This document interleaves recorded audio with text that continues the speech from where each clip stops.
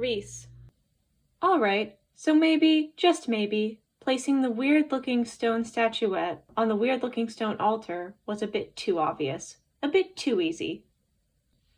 How do I still not know which civilization this statue came from? And where the altar came from, for that matter? I've completed 99.25% of the game. There's no way I haven't found all the civilizations yet. The developers couldn't have made a civilization in 0.75%. Even if they could, there's no way I'd miss the exact 0.75% they shoved that civilization into, but managed to find everything else. What am I missing? I pull out my notebook and flip to my architecture notes. Still no perfect matches for the altar, just like the last time I checked.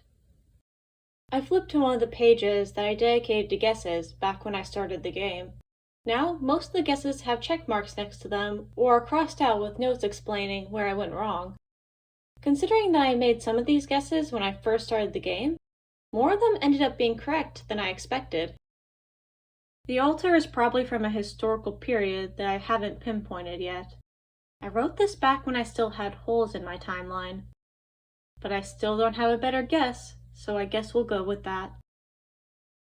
Now for the weird statuette. I open my bag and stare at it.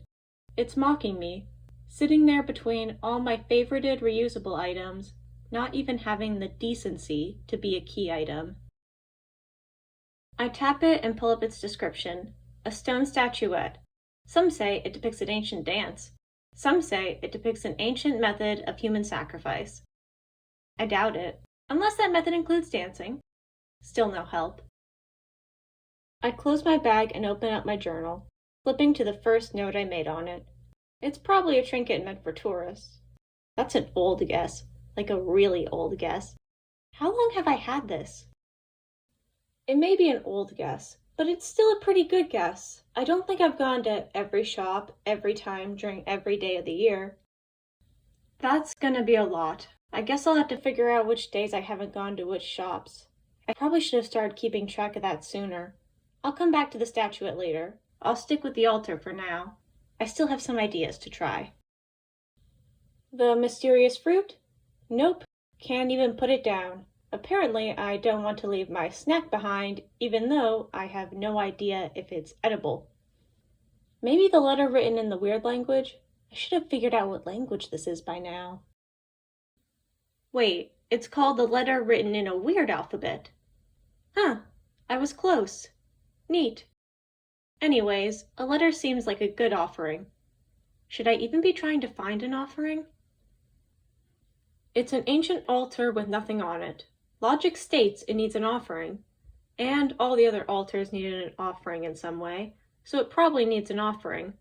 Time to try the letter written in a weird alphabet. Red text flashes in the corner of my vision, or time to be forcefully logged out because they found another alien.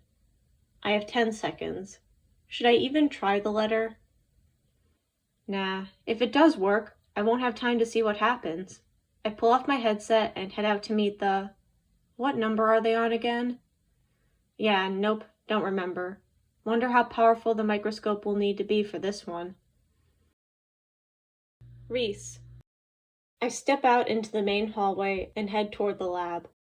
The halls are decorated with posters depicting all the discoveries made on Outlier, the first deep space base. My hometown. Mom says it looks like a university, but I wouldn't know. To my right, there's a poster of an alien that bears a strong resemblance to a stock photo of bacteria. To my left, a poster of an alien. Okay, Reese, stop being a jerk. This is a really amazing moment for humanity. You should feel honored to be here, even if the bacteria aliens lost their charm a while ago. No, stop it, Reese. Remember back when you were 5. Remember the first time you saw an alien. It was the first time that humanity had ever encountered an alien. Remember how excited you were. The base didn't feel like a cage. Snap out of it. Just smile, Reese. It's another alien. Another alien. You look depressed. I jump and turn around to find Margot sipping coffee from a bag. You look dead, I say. Margot shrugs and continues walking. I follow her to the main lab. Reese. We're the last people to arrive at the lab. Everyone's here now, all 20 of us. Some of the finest scientists, engineers, and pilots that humanity has ever known. And Margot and me. Soon enough, it will just be me with the way Margot is growing. Girls! Mom calls out. I follow her voice to the center of the room where they keep the aquatic tank, though calling it a tank feels a bit generous. It's about the size and shape of a thermos. I've been told that there are other tanks stored near the center of the room for different sizes and habitats, but we've never used them. Until now. In the middle of the room where the cylinder normally is, there's a tank that must be at least 2 meters tall with an alien that's got to be at least 20 centimeters long. An alien that I can see without a microscope. I logged off, right? Mom's eyes are glued to the tank, practically sparkling at the sight of an alien this big. I have the same brown eyes, but I doubt anyone would describe them as sparkling. Just like I have the same strawberry blonde hair, same freckles, same slender build, and same close to average height. I already look like a hollow clone of her at the ripe old age of 17. About the age everyone else on this base started the grueling training for the deep space missions, just for the chance to be on this base. Margot really lucked out with the genetics. Dark brown hair, blue eyes, sharper features, and no freckles. She looks nothing like Mom, so much so that she's been used as the basis for every theory about who our father is back on Earth. They're torn between this famous actor, a singer who apparently has fallen off, and some random one-night stand they couldn't know about. The actor likes to claim it was him, but Mom insists she never met the guy. Isn't she amazing? Mom asks, shaking me out of my thoughts. Amazing, I agree. The alien is kinda cute. She almost looks like a seal, a small dark blue seal. Actually, she looks more like a seal plushie than an actual seal. She almost looks cartoonish. Her tail and flippers are rounded the same way a doodle's would be, and she doesn't have a neck, or a face. Maybe she just doesn't have a head.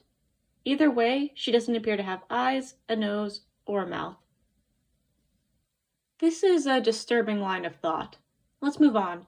The seal plushie alien has a fluffy back, or at least a particularly fluffy back. The rest of her could be covered in really short fur, and probably is considering how round and soft she looks. And that blue skin would be odd, but it's hard to tell since she's in a tank. Stuck in a tank. How did you find this one? I ask. She was on one of the meteors we explored. She was the only one of her kind there, Mom answers. She starts rambling after that, about some smaller organisms they found there with her. Microscopic ones and plant-like fungi-like ones, but I can't stop thinking about she was the only one of her kind there. That seems strange, but it wouldn't be the first time something seems strange to me. Everyone is going through the standard procedures, so I guess it's not too out of the ordinary. There's nothing for me to do, so I sit down and watch the alien swim around, stuck in her tank. You gonna try to talk to her? Margot asks, walking over to me. I was 5. I was a kid who wanted to talk to aliens, even if they were microscopic. Margot smirks. Come on, this one isn't so small. Maybe you could talk to her. And how would I do that? She doesn't have eyes or ears. She might. Stop teasing me. She's right, though. I step forward. Everyone is starting to look over the data they collected. I carefully trace on the glass. Hello. The creature continues swimming around, bopping about in circles, or ellipticals. What are the chances she would know English? Margot asks. I start trying some different symbols. Margot walks away. This is stupid. I try a triangle. The plushie pauses a second before she begins swimming in a pattern that kind of looks like a triangle. almost as if she's following me. So stupid. A rectangle. Incredibly stupid. Another circle. A messy shape. Something that looks like a star. She's following me. I move my finger more slowly, and the fluffy seal creature follows me. Look, I say, turning to Margot, who looks mildly impressed for once. She might be intelligent, Margot says. Might? She's smart. Margot stares at her. The smartest one we've found, she agrees.